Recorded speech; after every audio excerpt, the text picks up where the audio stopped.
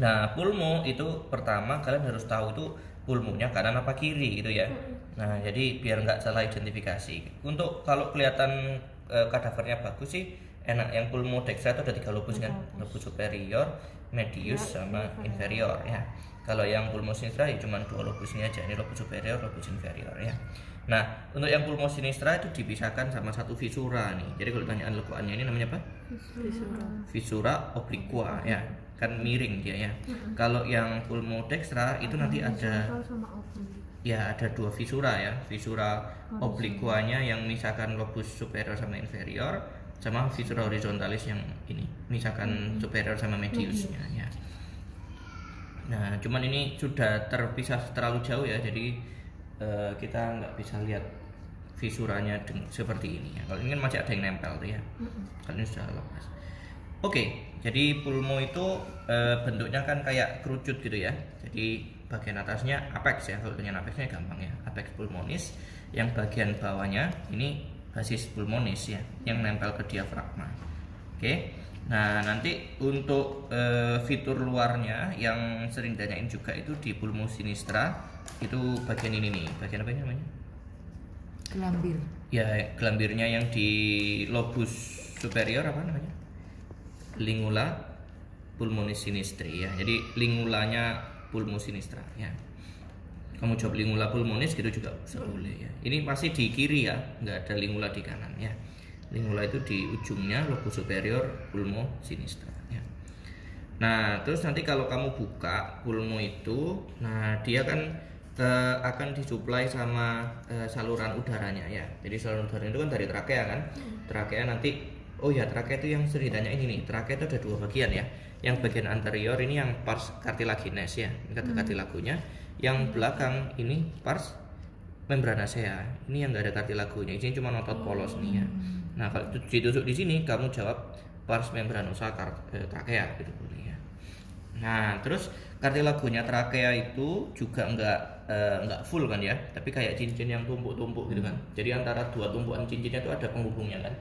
Nah itu namanya ini, nah ini namanya ligamentum annularis ya. Jadi Dr. Yami juga nanya ini, jarumnya ditusuk di pars cartilaginesnya trakea, itu sebenarnya dia nanyakan ligamennya ini, penghubung antar kartilagunya. Nanti kamu raba ya, antara kartilagunya itu kan ada bagian yang cekungnya itu ya.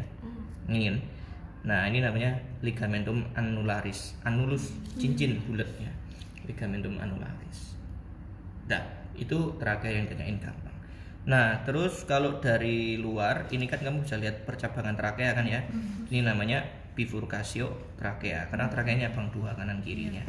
Nah, di bagian dalam dari bifurcasionya itu, oh belum dibuka nih ya.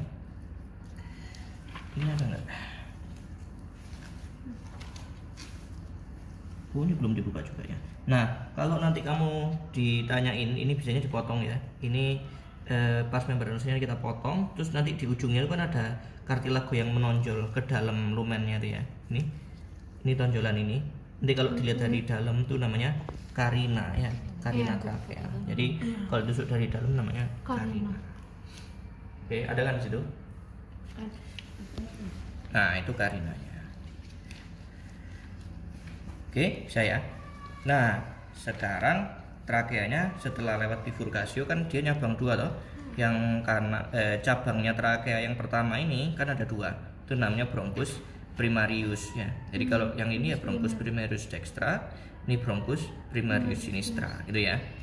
Nah, nanti bronchus primarius itu akan nyabang kecil-kecil sampai segmentalisnya gitu kan.